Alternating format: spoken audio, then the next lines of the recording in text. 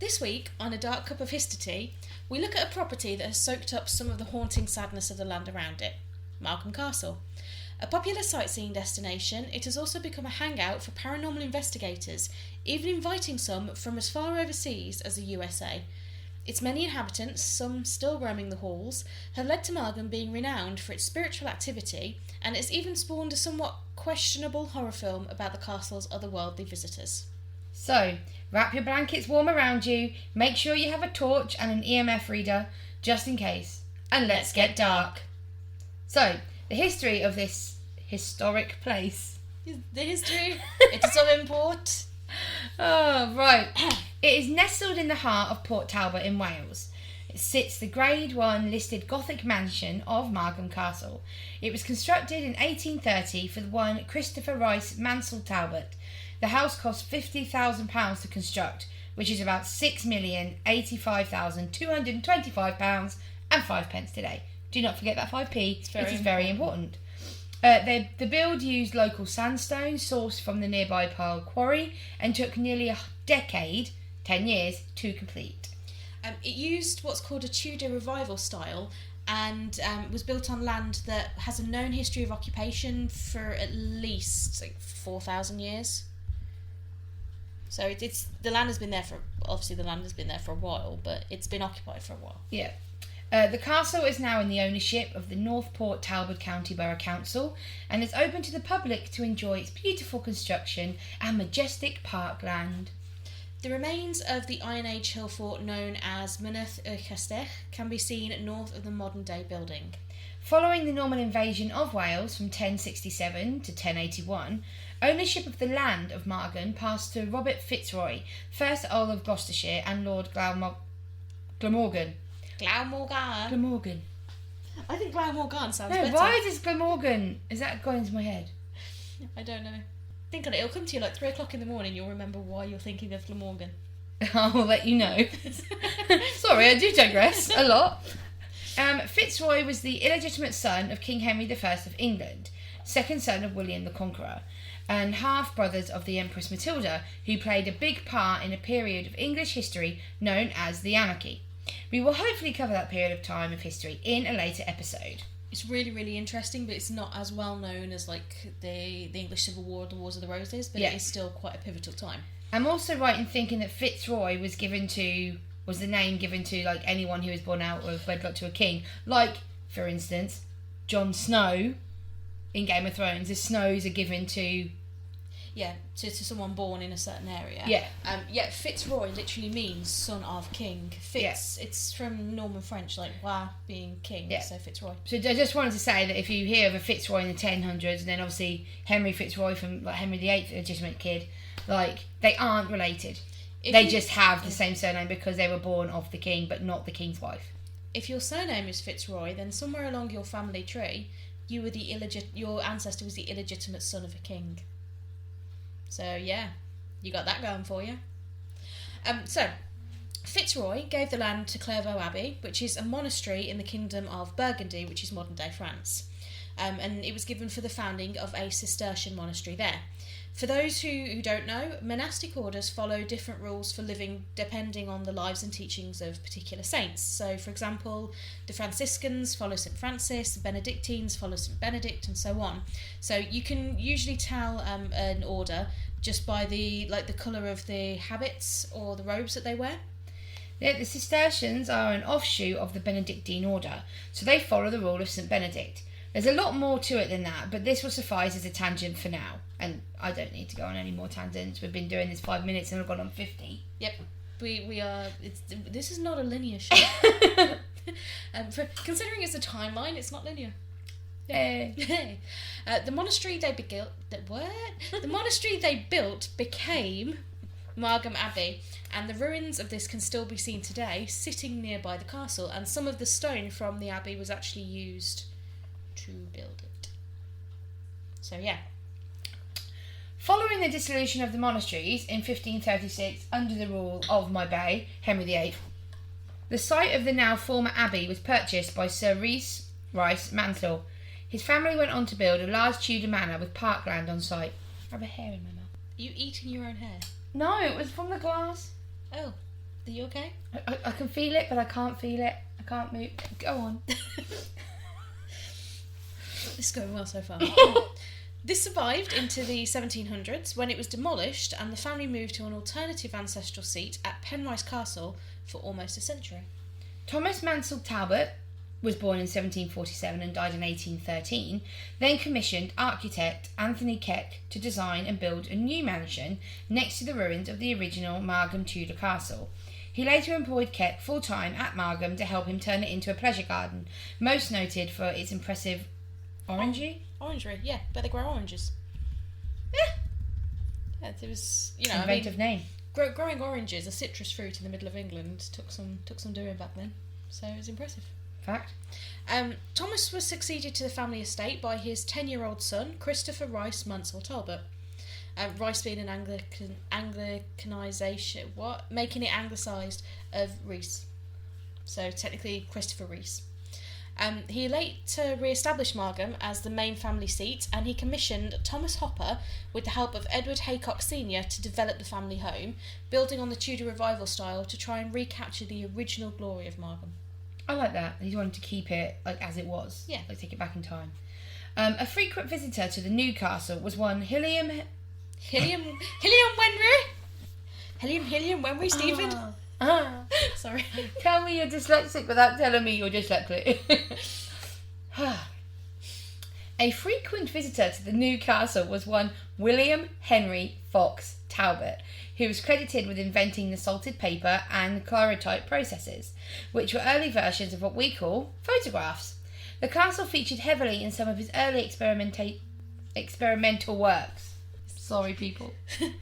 And we usually do sound more seasoned than this, but today's just not. I don't know why, but it's fine. Margam Castle's great. It is. It's absolutely stunning. Another photographic claim to fame for Margam is that it featured in the earliest known Welsh photograph called a daguerreotype in 1841 by the Reverend Culvert Richard Jones. Now, Emily Charlotte Talbot, fantastic name, brilliant name, amazing name, all the best people called Emily. She succeeded her father Christopher to the seat at Margam, and on her death it passed to her nephew and on through the Talbot line until 1941, when it was sold to Daniel Evans Bevan, the owner of the Vale of Neath Brewery. For you, Daniel Evans Bevan's father was called Evan Evans Bevan. You're welcome. Do not let Maddie know that. My little sister wants to name her first child Evan Kevin, and we're like, that's stupid, Evan Kevin. But if there was called Evan Bevan, she'll be like, I can have Evan Kevin because it's not Evan Bevan. And also, random fact for you, at the time of her, not long before her death, Emily Charlotte Talbot was one of the wealthiest women in England, including the Queen. Because her name's Emily. The United Kingdom, I should say. Yeah. Her name's Emily, it's what we do. You's broke, though. I'm making my way to my fortune. Making my way downtown, walking past, faces past, and I'm still broke. Sorry. Anyway. Evans Bevan soon found that a castle of Margam's size was a bit much for him to live in, so he tried to sell it to a public organisation who might be willing to open it out, much like the National Trust. However, no one was willing to take it on, and the castle passed on to the hands of the local authority as she sadly fell into disrepair. In 1977, a bad fire caused a great deal of damage, and whilst devastating in its initial effect, the fire spurred a full restoration project, leading to the beautiful building that we see now. But beauty is only brick deep. Dun-dun-dun-dun. Sorry, I thought that was dramatic. The dark side.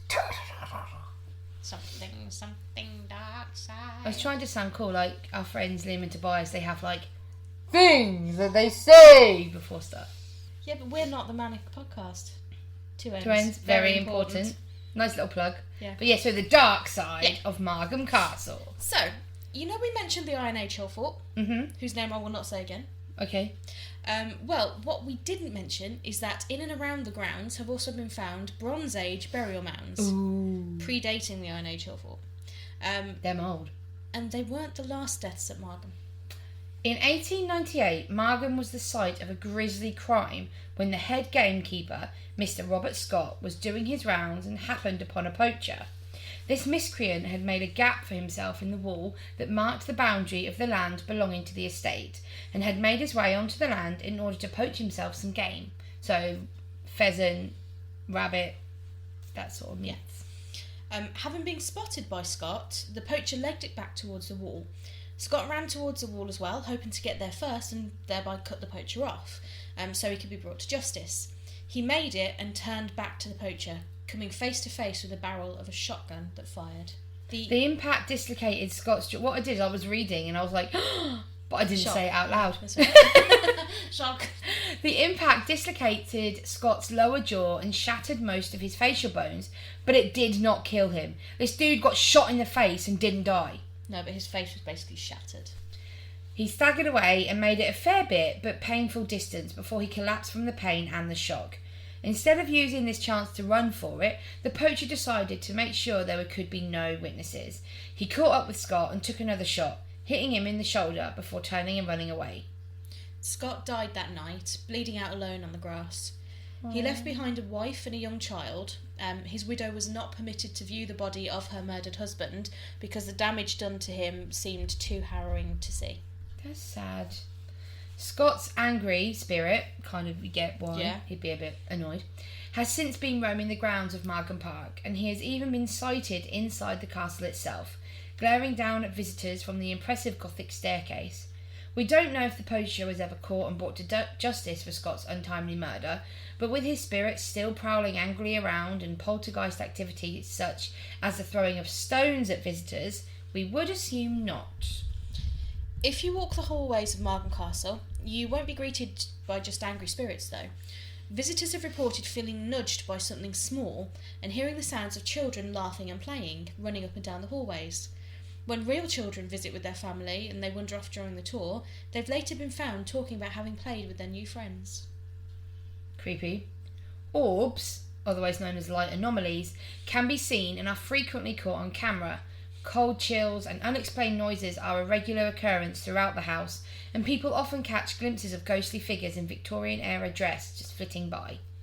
Whilst investigating there during a special UK season of the American TV show Paranormal Lockdown, investigators Nick Groff and Katrina Wiseman stayed for 72 hours locked up at Margam Castle.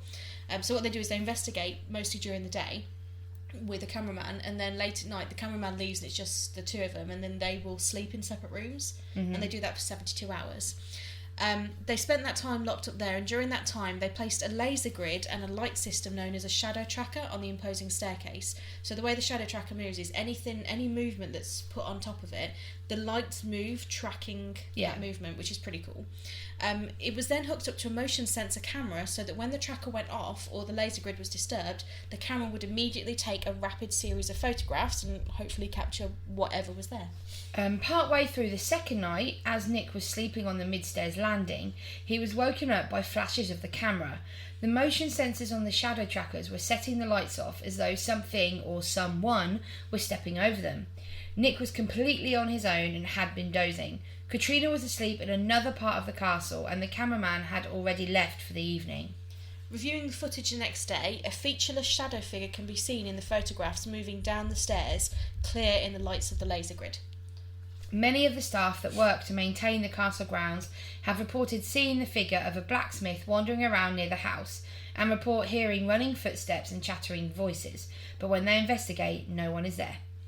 Another ghost seen wandering around a specific area of the grounds, we'll let you guess which part, is a monk affectionately known as Brother Tom. Oh. Phantom footsteps and a pair of legs have been attributed to an Air Force pilot known only as, imaginatively, Legs. A ghost called Legs? Yep. Okay. If you are brave enough to face stones being thrown, objects being moved and doors slammed, ghostly figures jostling you, laughing children, angry gamekeepers, silent monks, shadow figures and legs, then you can go on one of the many paranormal investigations that are held each year at Margam Castle. It is currently under renovation and restoration works. However, you can hire the castle out for an evening if you fancy. I know we are definitely intrigued. Definitely. I can't believe how cheap it is for an entire night. Considering they allow groups of up to 30 people, which, is fair. Conservation That is quite a big. But it's £600. Yeah. And that's £20 per person. And ghost hunts we've been on, we've paid upwards of £40-50. Yeah, you average for just a night, so you're talking like 8 o'clock at night until 2 o'clock in the morning, is about £49. Yeah. But this gives you full 9 hours. 9 hours access. That's so crazy. you can be there until sunup if you time it right. And yeah, for £600, I mean, mate, I'll be happy to pay that for just 5 of us to go. Right. And if you, I would recommend, they do have a website and they do talk about the paranormal side of things, but genuinely have a look at the castle. It's still being worked on inside. There are still renovations ongoing, but that staircase is incredible. Absolutely incredible. So that's it for Margam Castle. Bit of a short one. Yeah. And it's this week's Dark Cup of History. Very spooky. Yeah. Lots of sightings, lots of different things. And other TV shows have done it. And like we said, we've watched some movies. Yeah. If you want to watch the movie The Haunting of Margam Castle, then sure, you can do. But we will tell you the scariest thing about that film is not the ghosts. Yeah. That's kind of why we'd already decided we wanted to do an episode on Margam Castle. And then was it your mum that had the DVD? Oh no, we found it online. Did we? I thought it was a it's DVD. No, it's on some streaming website. Was it Ben's mum? Because she gave us 2 DVDs. Oh no, she gave us the one that was the autopsy. And a Castle one. Oh. I swear Margam Castle was a DVD. It could have been. Sorry, we're just arguing on podcast. He doesn't love that. I mean, in a way, no disrespect to the actors that obviously worked hard and the writers and directors for it. In a way, I'm glad we didn't pay for it. But you know what? I have that DVD and I'm willing to give it away on this podcast. So you message us if you would like this and I will send it. I will pay the postage and I will send you this DVD of Margam Castle movie. The Haunting of Margam Castle. Because I feel that others should experience what we did. So get in touch. See, I would say we should do a competition for it, but this is like a booby prize. Mate, I've just done the competition. I'm being serious. If you want this DVD, comment on our socials at Cup of History on all of our socials, Facebook, Instagram, and Twitter. Or email us at cupofhistory@outlook.com. Yeah. And if you're doing it on social media, put it as like #MargamDVD or something like that. Yes. Yeah. And I will give it. You may have it, and I will pay to post it to you. Yeah. I mean, it's not the worst film we've seen. Valhalla Rising. But that now has a sweet memory that we can't hate it anymore. This is true. This is very true. And now that I understand the meaning behind it, I'm like, oh, yeah. But I'm not rewatching it. No. So yeah. Margam Castle. I do want to go. I want to go as well, and I mean, to be fair, just from a historic viewpoint, it's an incredible place. I'd want to go to see how pretty it was. And you know full well, if we do go there, I will take my trowels and I'll be digging. I thought you said I would take my trousers off. Yes, I would just take my trousers off and walk bare butt naked through a haunted mansion. I would take my trowels, my little diggy things, my tools. And go and... I actually have a little brush that I can clean things off as well. And I'll just go digging. I mean, I'll probably get arrested, but it'd be fun. Just make a hole. Yeah, exactly. For the lols. So. Sorry, we just brought up the website for the death, and in the picture there's ads down the side of it, and one of them is a woman holding her knee. But and Em did not see a knee. It looked like a penis. Well, I mean, if that is one, then kudos. Right, so here's our normal segment, our only segment we've had from the very beginning of this podcast. Ridiculous Death! Who have we got this week, Carrie? This week we're sticking with the dark theme. Nice. And for dark, we want to go for one of the poets of darkness. Okay. Edgar Allan Poe. Oh, he's the poet of darkness. There's him, there's Stephen King, and there's H.P. Lovecraft. Like the weird and the wonderful. And the dark. Edgar Allan Poe and the Raven sticks into my head. Yes. So, his death was not ridiculous, it was mysterious. Because to this day, nobody knows. Still nobody knows. Okay. So, basically, for those that don't know, Edgar Allan Poe was a poet and an American writer, and he operated during the Romanticism era, so like the late 1700s, early 1800s, and he was quite prominent in American literature and over here as well in English literature. And some of his poems, like The Raven, or his stories like The Telltale Heart, are pretty dark. They're really good. Yeah. He died on the 7th of October 1849 under what is still known as mysterious circumstances. He was 40 years old at the time, and he was quite actually... young still. It is quite young, to be fair. And he was due to go, from the 27th of September, he was due to leave where he was currently staying in Richmond, Virginia, to go and edit a collection of poems to be ready for publishing. But he never reached his destination, and for 5 days nobody saw or heard about him at all, until one man, a Mr. Joseph W. Walker, on the 3rd of October 1849, found what he described as a shabbily dressed man lying in the gutter, semi-conscious, in Baltimore, Maryland. He looked very closely at the man and recognised him as Edgar Allan Poe himself. So he took him to hospital, which was the Washington College Hospital, and 4 days later, on the 7th of October, Edgar Allan Poe died. To this day, nobody knows what it was that killed him, why he was in Baltimore, Maryland, because he had no reason whatsoever being there, and why he was in someone else's clothes. All we know is that he was incredibly delirious and he just died. That's so strange. There's no explanation to it. That's very odd. From what I can gather, I've done a little bit of reading around it, not a huge amount, but he was dilapidated, he was dressed in someone else's clothes, he was shabby, he was unkempt. But there were no wounds, there was no physical injuries, there was no sign of disease, just a little bit grubby. But he was delirious, completely delirious. I mean, it could have been something like an opium overdose, possibly. Could have been something like that, but we may never know. Did they do an autopsy on him or anything? I don't know. I haven't been able to find that information. How very odd. Yeah. That is a ridiculous way for someone so famous to die without Ridiculously any, weird. info. Yeah, it's just like, okay, he's gone. And turning up somewhere else in someone else's clothes. Someone must know something, or must have known something, because he was in someone else's clothes. Who gave him those clothes? Something happened in those 5 days he was missing. Somebody knows, or knew, not now. Yeah. Somebody knew what happened during those 5 days, but nobody's ever said. Cray. I'm sorry. Did that hurt you to say as much as it hurt me to hear? After I realised what I was saying, it was very painful. Shame.